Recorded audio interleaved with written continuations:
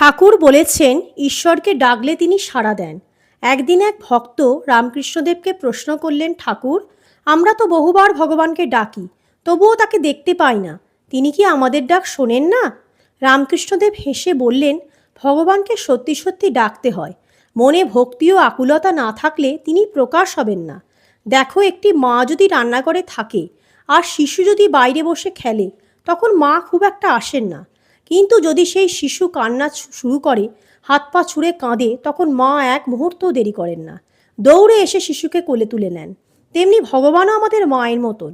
আমরা যখন সত্যিকারের আকুল হৃদয় তাকে ডাকবো, তখন তিনি এক মুহূর্তও দেরি করবেন না, তিনি এসে আমাদের দর্শন দেবেন। ভক্তরা শুনে মুগ্ধ হয়ে গেলেন, তাদের চোখে জল এলো। তারা অনুভব করলেন, ভগবানকে পাওয়ার জন্য আসল শর্ত হলো আকুলতা, নিখাত তৃষ্ণা। এই গল্পের শিক্ষা হলো, ভগবান দূরে নন, কিন্তু তাকে পাওয়া যায় তখনই যখন অন্তর থেকে আকুল হৃদয় তাকে ডাকা হয়।